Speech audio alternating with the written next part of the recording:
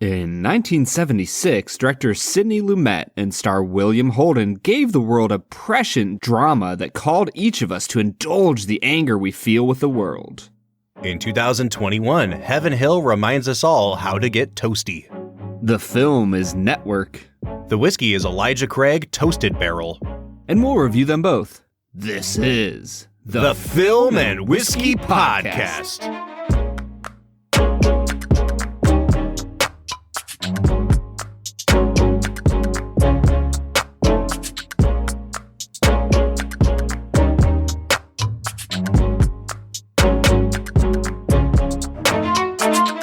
Welcome to the Film and Whiskey Podcast, where each week we review a classic movie and a glass of whiskey. I'm Bob Book. I'm Brad G. And this week we are looking at the 1976 film Network. So, I want you to get up now. I want all of you to get up out of your chairs. I want you to get up right now and go to the window, open it, and stick your head out and yell, "I'm as mad as hell, and I'm not going to take this anymore!" I want you to get up right now. Get up, go to your windows, open them, and stick your head out and yell, "I'm as mad as hell, and I'm not going to take this anymore!" Brad, we are in the middle of this mini-series of 1970s films. We're nearing the end, only one more to go after this. And we're coming off of Dog Day Afternoon. I didn't know where you were going to stand on that movie. It turns out you were a little bit cooler on it than I maybe expected you to be. And now we're coming into Network, a movie that is much more kind of satirical, but still not what I would classify as like an out-and-out comedy. Certainly, it's very dark, very dramatic at parts, but still, directed by Sidney Lumet. So I made a bold prediction that you would not like this film, probably even more than you did not like Dog Day Afternoon. I'm anxious to hear if my prediction bears out. Brad, what are your initial impressions of this movie? Honestly, Bob, coming into this movie, I had once again that beautiful experience of knowing literally nothing about the film. Like, I think that you had mentioned it was about like TV networks, and that's all I knew. And I was really excited about that. And honestly, Bob, this movie has one of the sharpest scripts I have ever watched in my life. And when I say sharp, I don't just mean like fast talking and well paced and like witty. I think what I'm talking about is this is one of the most like cutting scripts that I've ever seen. Yeah, this is satire done the way that it's supposed to be done. And I think there are elements of this movie, Brad, that do kind of lean into like the absurdity. You know, like when you're doing satire right, there are going to be things that are very overblown and people acting in an exaggerated way. But the thing about satire, again, when it's done right, is it has to have an element of, this could really happen. And we're going to get into talking about what this movie is actually about. But I think that the script by Paddy Chayefsky, one of the, 10 greatest scripts ever written, according to the Writers Guild of America, really does hold up. And like you said in your intro, Brad, is super prescient. Like what this predicted about where TV was going to go kind of sadly, I think, has come true over the last, 45 years. Well, I think at the end of the show, we'll get more into cultural commentary. But the fascinating thing to me is that the underlying principles about why TV was becoming so bad and evil for, America has transferred from television, which is honestly a dying industry, into social media and our forays into the internet world. Yeah. So while it's interesting that, this movie would have predicted like, oh, well, television will just continue to rise and rise and rise until it completely controls us. Well, no, we're at a point where the only thing people watch anymore is live sports. Yeah. And that's about it. But all of those underlying assumptions are still true. It's just true about social media and the internet. Yeah, for sure.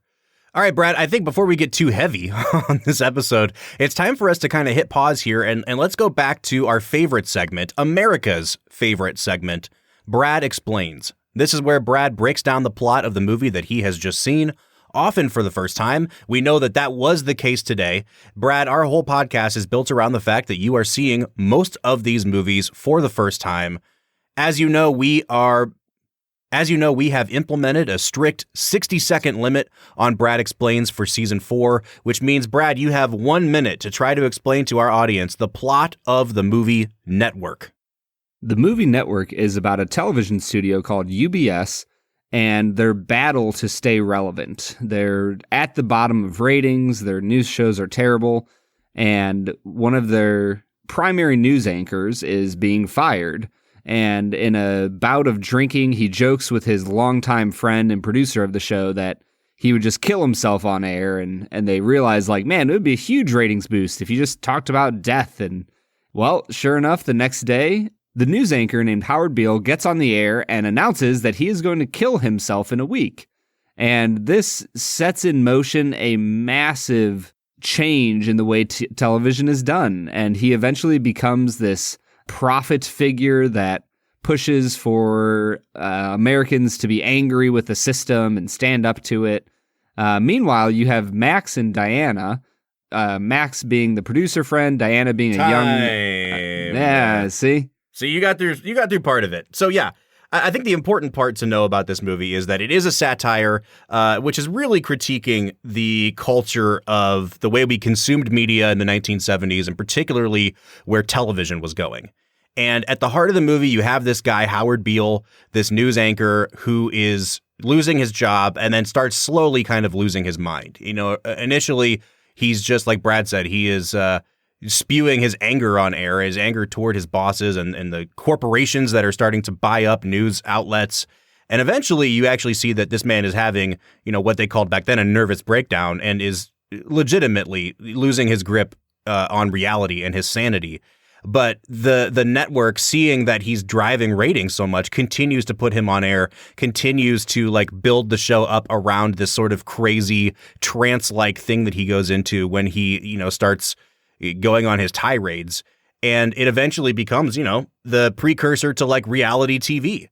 And this whole movie is about how far will a network go past the limits of what we think they should be doing in the name of ratings, in the name of money. Well, and you really have that like network pushing for ratings embodied in the character of Diana, played by Faye Dunaway.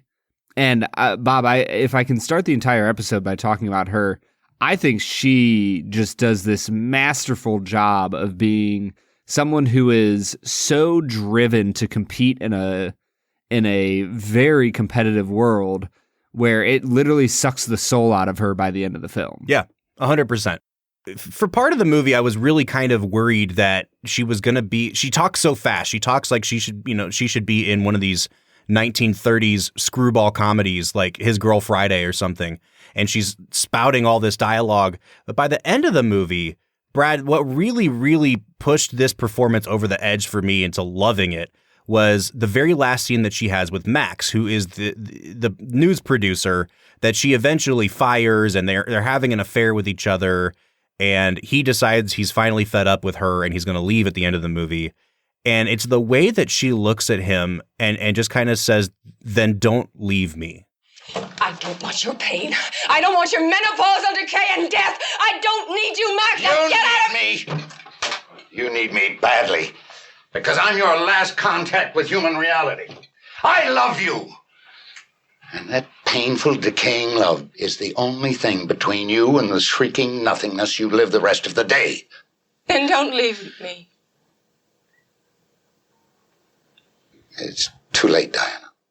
And she's talked so fast for the whole movie that it's almost like she's choking on her words to get out that line. Like she, midway through saying it, she's, well, then don't leave me.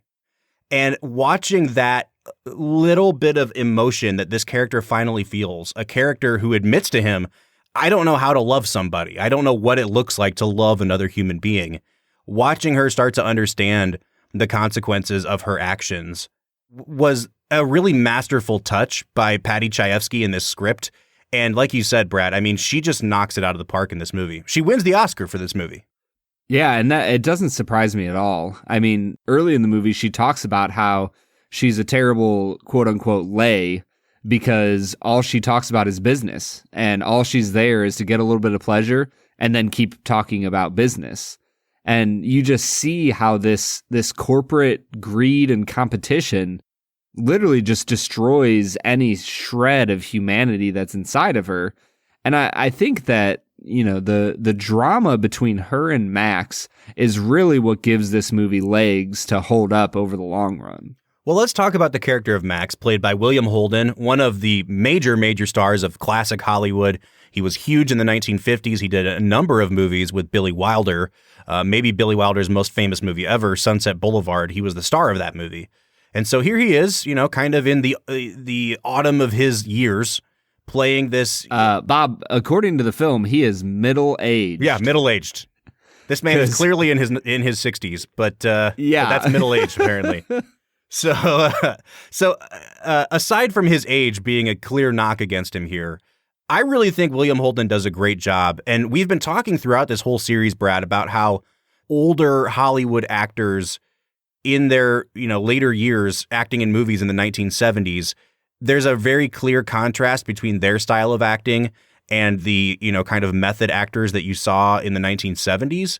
I don't see that at all here with William Holden. I mean, part of it is that this dialogue can be so kind of lofty that I think he's used to delivering dialogue like that from his days working with Billy Wilder. But I thought he did just, a masterful job with what he was supposed to do as this movie's sort of conscience. Yeah, I mean, really, where this movie shines is in the monologues. Like, I don't know if I've seen a movie that has so many just heart-wrenching and, emotionally stirring monologues as was in this film, which feels like a Sidney Lumet type of special, right? Like, in Dog Day Afternoon, you have Pacino with the phone call. In 12 Angry Men, I mean, it feels like all of the men at a certain point have a monologue that defines their character and who they are, right? And so in this film, you have 7, 8, 9 of these monologues from a variety of characters. But really, one of my absolute favorites is, the character of Max Schumacher at the end of the film when he's talking about why Diana needs him, but why he can't be with her. Mm-hmm. And it's just such a beautifully delivered scene. I think that Holden just knocks it out of the park. Well, and Brad, if we're going to bring up great monologues, I mean, like you said, everybody in this movie has a great monologue. There's at least 3 that I can think of off the top of my head. But the one that is the most famous, the biggest scene from this movie, is the first time Howard Beale shows up to the set, drenched in rain, wearing his pajamas, and delivers that monologue. I'm as mad as hell, and I'm not going to take this anymore. And Peter Finch, man, for being a guy who has to kind of carry the whole weight of the movie, William Holden might be the conscience of the movie, but the movie doesn't work unless you buy what's going on with Howard Beale. And watching him tip from kind of angry drunk to screw it, I'm going to do what I want, to, oh, I'm actually losing my mind. I think the performance was absolutely believable. And he delivers those kind of tirades on air in a way that doesn't seem fake, in a way that doesn't seem hokey. Like, he really does seem like a man who is mentally ill, who is delivering these things. And I really loved, you used the word embodied earlier with Faye Dunaway. I really think that Peter Finch just embodies what this character was supposed to be. Yeah, and this is an area where, a lot of times I feel like exposition can get in the way of a movie. But the exposition at the start given by the narrator of, hey, this man is a widower whose entire life has just fallen apart around him. I know that some, we often talk about show, don't tell. But in the end, the script just literally told you, these are the problems facing Howard Beale, and here are the results. I'm like, you know what? That took about 10 to 15 seconds. And I'm happy with that. I am A-okay with getting that little bit of exposition out of the way because it really sets the stage for the character of Howard Beale. And like you said, the downward spiral that he goes upon just makes sense. Yeah, Brad. So Peter Finch wins the Oscar for this movie as well. This was the first movie since A Streetcar Named Desire in 1951 to win 3 acting Oscars. Faye Dunaway won for Best Actress. Peter Finch won posthumously because he died right when this movie came out for Best Actor. And then Beatrice Straight, who has 5 minutes in the movie playing William Holden's wife, wins an Oscar for that monologue that she gives. And Brad, I feel bad saying this, but she really wasn't even on my list of people to kind of talk about because she is so far down the list in terms of total screen time in this movie. But I think it's one of those examples where if you have one really big scene and you nail it, you can get recognized for something like, you know, a 5-minute monologue. Yeah, I was blown away that when I was reading about this movie that she won that Oscar, because you're right, Bob. She's on the screen for like 4 or 5 minutes, and that's it, the entire film. Yeah. Yeah. But it's a phenomenal 5 minutes. Holy cow. Well, and I feel like there's a couple characters in the movie like that. You have Ned Beatty playing the boss of the corporation that now owns UBS, coming in and yelling at Howard Beale. And the only way that he thinks he can get through to Howard Beale, who is a certifiably insane person, is by basically like rigging up this lighting system in the boardroom that mimics Howard Beale's like set design. And he just shouts this whole impassioned speech sermon at him about how, you know, you think that you can meddle with the primal forces of nature. And he tries to convince Howard Beale to stop railing against the corporations and to accept the fact that the corporations are the future and that he needs to get on board. That is the atomic and subatomic and galactic structure of things today. And you have meddled with the primal forces of nature. And you will atone. Am I getting through to you, Mr. Beale? And he, like, it's so over the top, but it is so perfect because he has that one beautiful moment where he's just shouting, like, you need to atone. And then he kind of drops the act and he's like, am I getting through to you yet, Mr. Beale? I love that performance. I love how he's on screen for like 5 minutes and he absolutely makes the most of it. But once again, it gets me back to this script with Paddy Chayefsky. I wouldn't call this movie like a laugh out loud kind of movie, Brad, but it has so many moments of really kind of dark, witty humor like that, just infused throughout. Well, honestly, for me, at the end of his speech, Jensen's speech, the way that entire scene was shot, the way he delivered it, I half expected him to finish with like pounding the table and going, "I'm Charles Foster Kane, damn it." Like, it felt like it was torn straight out of Citizen Kane. Oh yeah. But then there's that self-awareness of like, all right, well, am I getting through to you now, Mr. Beale? Do you understand where I'm coming from? Right. And like, it's little moments like that this movie just makes you laugh. And there's not a lot of moments like that, but there's just enough, peppered throughout this film that you get the sense that this is stuff that could happen in real life. Mm-hmm. And I think that's why this movie is so convincing, is because like anyone could watch this and go, yeah, there's no way a network, back in the 60s or 70s would have put this, Beale back on after threatening to kill himself. But I guarantee you that every single one of us could watch the boardroom conversations on whether or not they should put him back on and believe 100% that those conversations probably have happened in real life. And it's that mixture of comedy that's blended in with the seriousness of this, drama that I feel like makes that truth come to life. We always find little things amusing here or there, even when it's, quote unquote, dark humor. And so you have that little bit of humor in there and it makes the script just so much more believable. Oh, yeah. Well, and I do think there's a ton of kind of one-liners that I wrote down for this as well. My notes are like halfway composed of just quotes. You know what I mean? And I like when Howard Beale is first telling America, I got fired and I'm going to kill myself. I'm going to blow my brains out on air.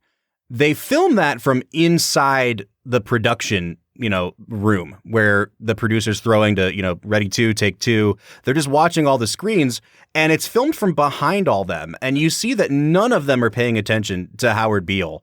And he's like, yep, I'm going to take a gun. I'm going to put it in my mouth. I'm going to blow my brains all over the studio. And the girl's just like, all right, 10 seconds to commercial. And it's like, it's so darkly funny, but it really underscores that somebody's life like Howard Beale's could be falling apart and the network doesn't care about it at all. And they only start to care about it when they see the numbers come in the next day, of how it's going to affect their bottom line. And I guess if there's one more person we could talk about, Brad, it's the character of Robert Duvall. who essentially plays like a go-between between the network and the corporation that owns them. You know, he's clearly powerful enough that he can just tell the president of the network to shut up and sit down, and he's making the decisions. And I really love the Duvall performance here. We saw him in The Godfather in this very sort of subdued, restrained role, and here he's the complete opposite of that. He's just an asshole in the boardroom yelling at everyone. Yeah, he really does. I'll use the word again. He just embodies what you would expect from a corporate executive who only cares about the bottom line. You know, he has that aura of like, I'm going to be on the board of what's it called? CCA, I think. Mm-hmm. I'm going to be on the board of CCA someday, and I'm going to run all of your all's lives, and I'm going to control everything because I'm a power freak who can't, let anybody else control my life. And he delivers this performance that, honestly, coming off The Godfather, I was almost happy to see Robert Duvall angry. You know what I mean? Mm-hmm. Like, because there's so many moments in The Godfather where you're like, man, like this is Robert freaking Duvall. He should be so pissed right now, and he's not quite Al Pacino, but he should be angry right now at the very least. And like you said, he gives a subdued performance, and the movie's probably better for it. But I don't know. There was something primal about seeing Robert Duvall just in full form in this movie.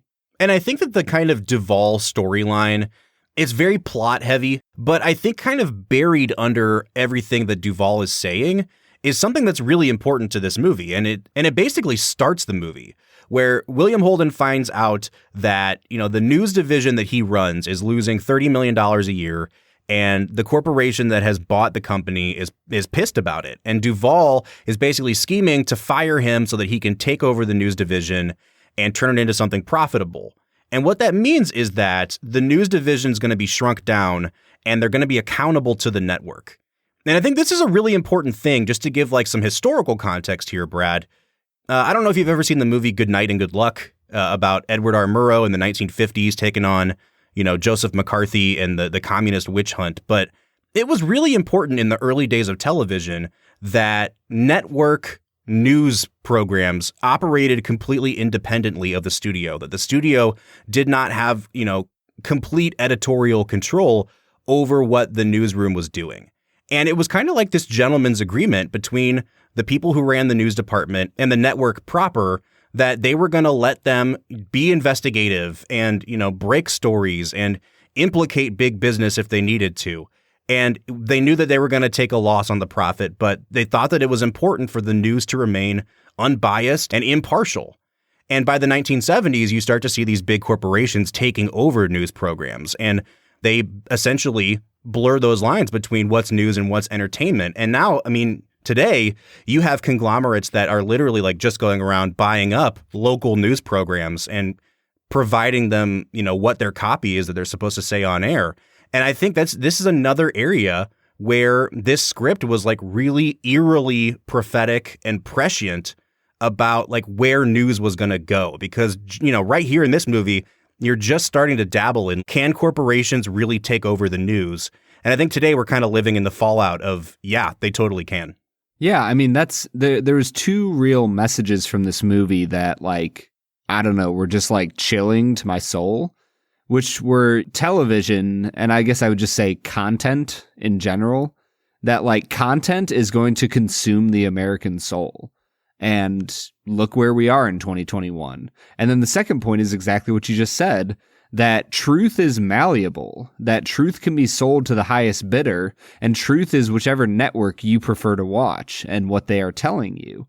And that is honestly just a scary thought to me, that we can have these massive corporations controlling, what quote unquote truth people are seeing day to day. And to me, it's led us to a world where we've been pitted against one another in America, that we see each other as the moral evil and as, just unambiguously terrible, bad human beings. And it's got us at a point where I just don't see how it's a tenable situation moving forward. And this movie predicted that back in the freaking 70s. Yes, for sure.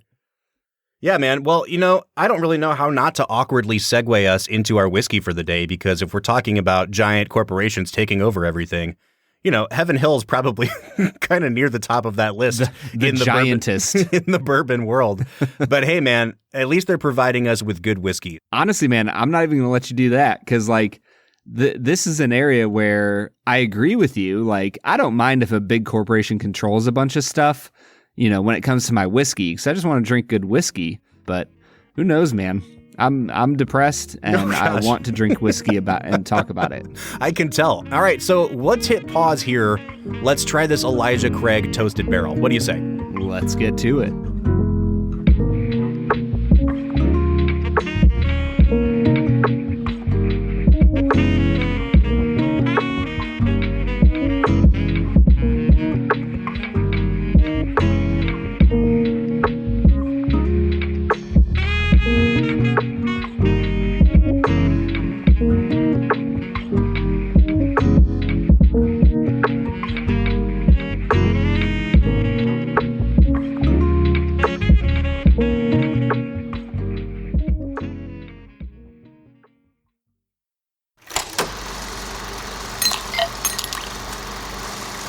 All right, so today we are checking out Elijah Craig Toasted Barrel Finish. Now, we have had, I think, two expressions of Elijah Craig on this show before. Their regular 94 proof small batch and a barrel proof selection that we had. Brad, I'm excited to get back into the world of Elijah Craig. This was one of my favorite whiskeys of season 1 when you and I knew very little about whiskey. I really liked Elijah Craig a lot. I actually went out and bought a bottle of the small batch just to kind of remind myself what that tasted like. I'm not as big on it as I was back in season 1, but I have heard some fantastic things about this toasted barrel finish.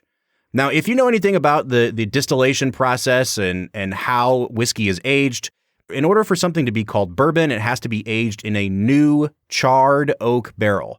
So there's a difference between toasting a barrel and charring a barrel, and you can imagine one involves a lot more fire. So what they do is they age their Elijah Craig bourbon, their regular small batch bourbon, just as they normally would. And then what they do is they take it out of those barrels and they put it into what they call a toasted barrel, which, the char doesn't go as deep. It's supposed to bring out different kind of flavors and things in the wood. And so they finish this in a barrel that has been just kind of lightly toasted. So, Brad, I've heard great things about this. I'm excited to get into it. This is still clocking in at 94 proof, so right where that regular Elijah Craig is. We've got it poured out in front of us, man. What are you picking up on the nose here? Honestly, Bob, it kind of just feels like a generically sweet whiskey to me. It's got some nice vanilla notes. There's a little bit of corn coming through. I'm getting some oak, but honestly, there's not a massive amount going on this nose. But it's not unpleasant in any way. It's just a nice nose. If I had to pick anything out, there's a little bit of crispness to it, almost like an appley. But overall, it's just fine. I'll give it a 6.5 out of 10. Yeah, I mean, for me, the first thing I got was cherry cola. I think it really developed a little bit of citrus note for me, like an orange zest kind of thing. And then after a while, it really did kind of settle into those nice sweet notes. I got a little bit of like cotton candy on this. But overall, you're right, Brad. Like those notes are not super prominent. This is kind of just your standard. I would call this like a little bit extra oaky bourbon on the nose. So your standard vanillas and caramels and oak with just a few other little things going on. I'll give it a 7 out of 10 on the nose. Yeah, and that brings us to our taste. For me, it's got a little bit of a thin mouthfeel to it. And honestly, it just kind of has a lot of sweetness. There's a little bit of spiciness that comes through, almost like a baking spice. It's a decent palate that I'll give a 7 out of 10 to. Yeah, I mean, one word that I wrote down for this was oily. And I think that I still agree that it is thin. Like, it's not viscous, but it definitely has that kind of like oily texture in my mouth, Brad. The dominant note that I took on this taste was just oak, and more oak. I mean, Elijah Craig is known for being an oaky bourbon, and then they took it out of their barrels and aged it in another toasted barrel. So, like, I totally understand where this oak is coming from, but even compared to something like a Woodford Reserve double oaked, that has a nice oak character to it, but it doesn't have those, like, kind of, I don't know what the word is, Brad, almost like the sourness, the tannic nature that you get out of a barrel sometimes when it hasn't really fully matured in the barrel long enough. And I feel like the Woodford double oaked, you get kind of all the positive things that can come from 2 barrels. Whereas this one, I'm getting a little bit more of like, oh, this is getting a little sour. It's a little bitter. It seems like I'm gnawing on a piece of lumber a little bit. You know what I mean? It's not totally unpleasant, but I don't know if I could give this higher than like a 6.5 on the taste. Yeah, I'm right there with you, especially on the finish for me. As the whiskey kind of finishes and just sits for a little bit on my mouth, it just kind of, I don't know, there's a little bit of a small Kentucky hug that's not very impressive. There's a lot of oakiness going on, and you can taste that, it has a 10% rye in its mash bill. And yeah, I can taste a little bit of that spiciness at the end, but honestly, it's just a little bit astringent on the finish, and I'm not super impressed. I'll give it a 5 out of 10 on the finish. Yeah, and I used the word tannic before, and I don't mean to imply that this is like super dry, because I thought that the finish especially was nice and pleasant and mouth-watering. You can tell that it has some malted barley in the mash bill. I think it kind of almost takes on like a blended scotch kind of character a little bit on the finish in terms of what it leaves behind on the palate. But again, I mean, it's just oaky. Like it's oaky with a little bit of barley for me. Not super sweet. Again, I'm just going to give it a 6.5 out of 10 on the finish. Well, and that brings us to balance. And honestly, I actually think that this is like a decently balanced whiskey. It promises some sweet stuff with a little bit of spiciness. And that's really what I get throughout. The finish disappoints a little bit. But I'll actually give it a 7 out of 10 on balance. It's not the worst balanced whiskey I've ever had. No, it's definitely not the worst balanced I've ever had. I think this might just kind of be a little bit in a flavor wheelhouse that's not my cup of tea. And yet, like, at the same time, Brad, I don't really know whose cup of tea this might be in. Like, you and I were very hardcore against the old granddad line, but I know people that are like, hey, that's my preferred flavor profile. I don't know that this is really even like a flavor profile thing, unless your preferred flavor is just oak, because this is a very woody bourbon. From start to finish, you got the oak on the nose, the taste, and the palate. So in that sense, like, yeah, it's pretty well balanced. I just don't think that this is an exceptional whiskey. I'm only going to give this a 6 out of 10 on balance. And here is where we're really going to run into some issues, Bob, because I'm sure you've looked it up by now, but this bottle, A, is hard to find. It's somewhat rare at this point. And B, it will cost you $50 in the state of Ohio. And I feel like this is a $28 bottle of whiskey masquerading as a $50 bottle of whiskey. Well, see, I disagree there because, again, the one that I brought up was Woodford Reserve Double Oaked. And I know for a fact, without even asking your final score, we both prefer Double Oaked to this. Yes? Oh, like 100%. Yeah. Yeah. But if that's your competitor, if that's who you're trying to compete against, Double Oaked costs like what, $52, I think, in the state of Ohio. So this really is right in line with that. Again, they're using a second barrel. There is, a higher cost involved in the production. I don't think it's an insane level of higher cost, but I don't think that this is astronomically priced. I don't think it's a great whiskey, but in terms of what they're trying to do, in terms of carving out a piece of the market for themselves, I don't think this is badly priced. I'm going to give it a 6 out of 10 on value. See, I'm not really thinking about all of that. I'm just thinking about the juice in the bottle. And for me, it's not a bad whiskey. Like, it's solid. I would pour it for a friend. But at $50, I'm going to give it a 4 out of 10. Wow. Okay. See, I think this is an interesting thing where we sometimes differ on our value scores. Because you're right. Like, I am looking at kind of the market and how much does a whiskey like this cost to make? Aside from how good it is it just exorbitantly expensive in terms of the production and what they're asking in return? And from that standpoint, I don't think it is. I think you're right in that, like, the quality of this whiskey is not $50 whiskey.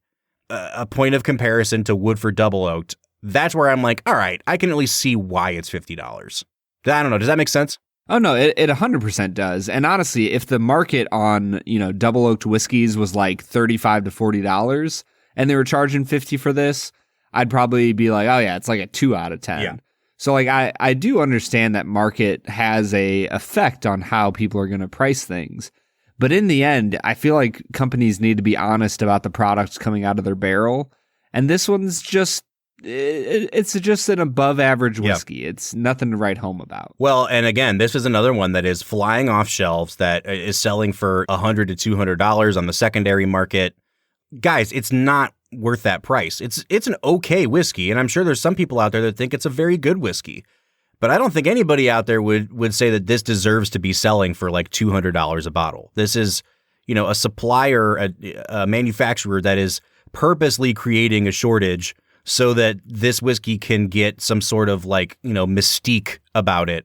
And if I'm being 100% honest, I just don't think this whiskey deserves that sort of reputation. No, it really doesn't. I'm coming out to a 29.5 out of 50. Bob, where are you at? I'm at a little bit higher. I'm at a 32 out of 50, which is bringing us to a 61.5 out of 100, or just a 30.75 out of 50. Brad, I don't hate this whiskey. I would recommend trying it.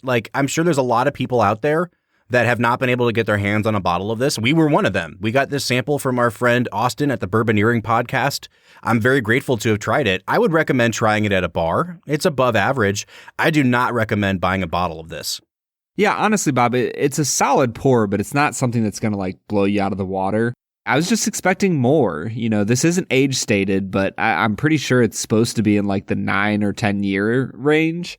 And with that and it being in a toasted barrel, I wanted more out of this whiskey, and I didn't get it. So yeah, if you have a chance to get it at a bar, go for it. If you have a chance to buy a bottle for $50, okay, if you really want to, but overall, it's just an above average whiskey that's a little bit overpriced. All right, Brad. Well, it sounds like this may not have done the trick in terms of totally drowning your sorrows over the state of our society. But talking about corporations hyping up the market by underselling their products, that never sets me off, Bob. No, not at all. So it's time to take all this positive energy and go back into talking about the movie Network. What do you say? Let's get to it, Bob.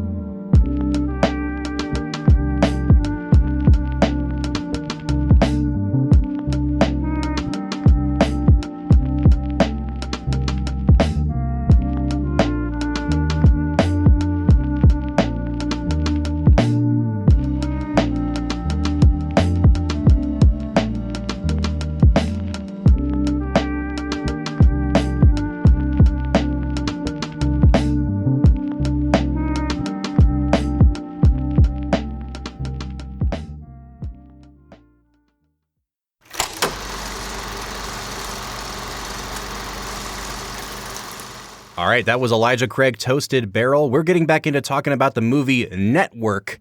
And Brad, I'm told that you have a Brad G Award to give out. Now, these are more important, I believe, than the Oscars that this movie won, correct? Oh, 100%, Bob. They only had to wait 45 years to win a Brad G Award.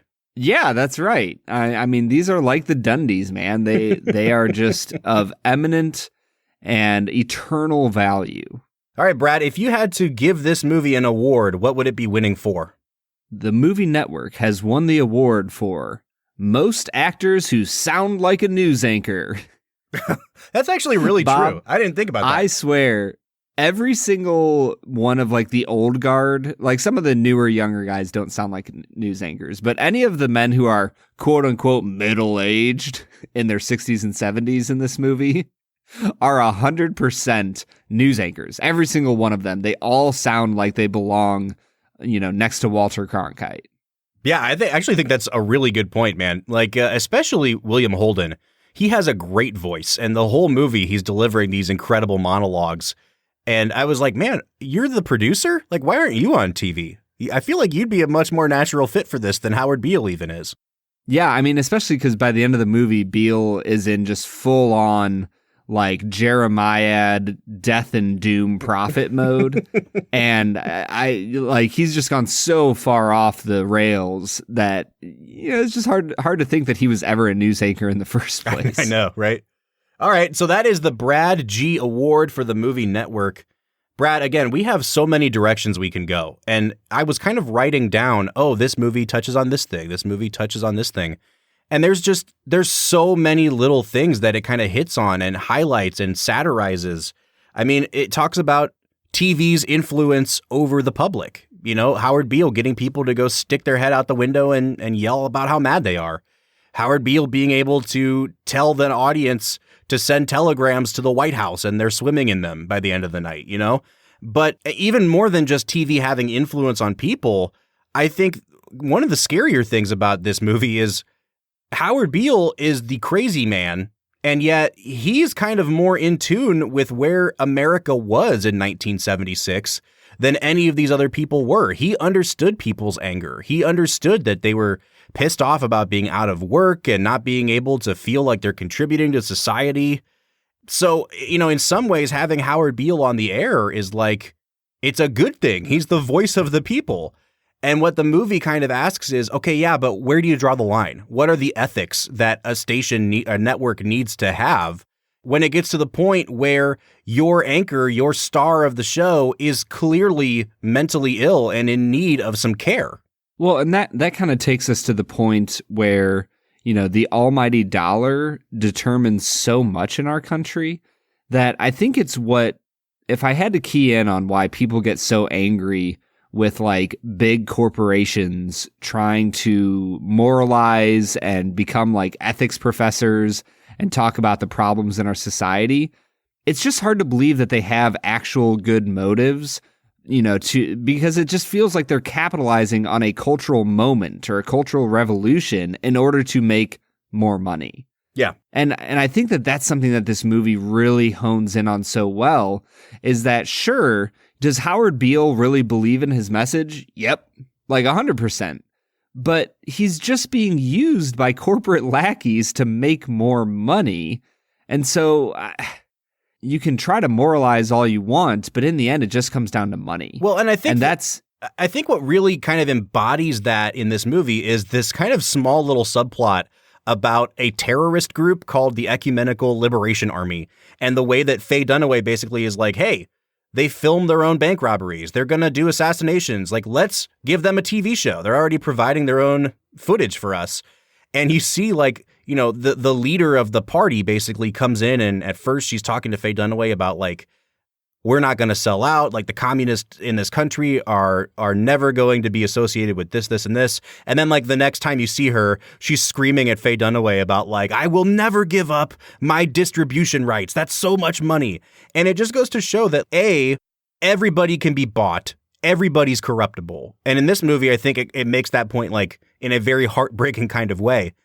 But B, to the network, it's all money. Like, they do not care that these people are assassinating others. They're going to show it on TV because they know it'll drive ratings.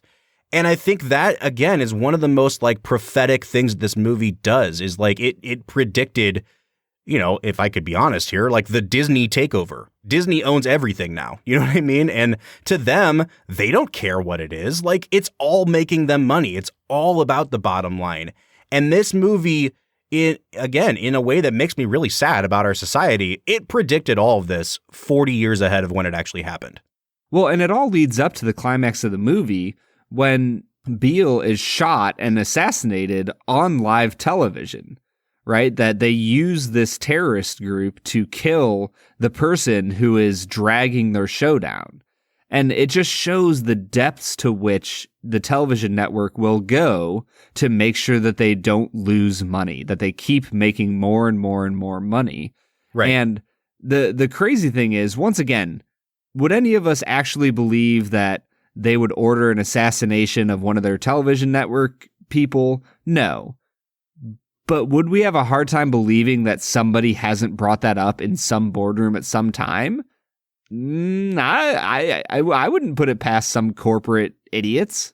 Yeah, man. And that's the thing, is like, it mixed in with all of the absurdity of this movie is, okay, but I could see this really happening.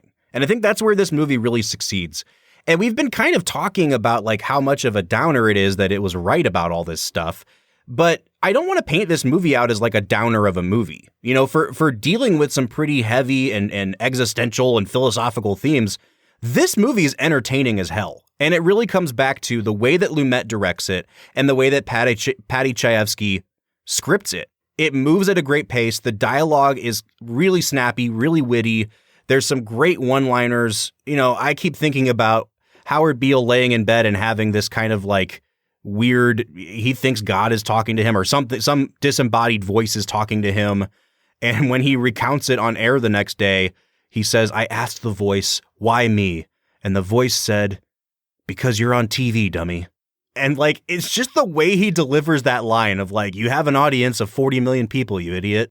It's so cynical, but it's so freaking funny at the same time. Well, and that's what makes this movie so special. And I think it's what makes the movie stand up after all these years. Like, if we needed one more person telling us that, you know, social media and content is ruining our lives, you know, you can go anywhere and find that. But the fact that this movie stands up so well after 40, 50 years of being, you know, quote unquote, on the air, it's just mind-boggling to me that this movie was so well made and there's so many great things going on here that, in my mind, it really has stood the test of time. And I guess I'll just go into giving it my final score. I give it a 9 out of 10, Bob. I think that this is just a spectacular movie. There's issues here or there. And for me, some of the editing, the way it's cut, just frustrated me at times. But overall, this movie is bonkers, man. It's so good. Yeah, I'm actually right there with you, Brad. And this movie was a 10 out of 10 for me. Watching it through this time, I actually am a little bit more down on the pacing than you are. I think this movie probably could have had even like 5 minutes trimmed out of it. Some of the lines in the monologues are a little bit like, all right, people don't really talk like that. That's a writer showing off, and that's an actor, you know, licking their chops that they get to say that line. But there are a few times where I feel like the constant monologuing really slows the movie down. It would be great as a stage play, I think. And George Clooney actually tried to develop this movie in the early 2000s. It's his favorite movie of all time. And if you've seen Good Night and Good Luck, I think you'll understand why. But he wanted to do this movie as like a live broadcast on CBS. It was, going to predate all of these live musicals they're doing now. It ended up falling apart. But I think this is really well suited for that kind of environment where people are monologuing. It feels like a stage play. But you're right, Brad. Overall, fantastic movie. For it to hold up this well 45 years later, I think really is a testament to how great that script is. It's a 9 out of 10 for me. But in the end, what we think doesn't really matter because we need to know what you think about the movie Network. Have you seen it? Is it still impacting the way you understand media and content? Let us know. Check us out on our social medias. We are on Instagram, Facebook, and Twitter @FilmWhiskey, or join the conversation on Discord. You can find that through our link tree on Instagram. All right, next week we're finishing up our trip through the 1970s with the 1979 Francis Ford Coppola epic, Apocalypse Now. Brad, I'm super excited for that. I guess we probably shouldn't call it Apocalypse Now. It's more like Apocalypse Next Week. But we will get around to we'll get around to it at that point. For the Film and Whiskey Podcast, I'm Bob Book. I'm Brad G. And we'll see you next time.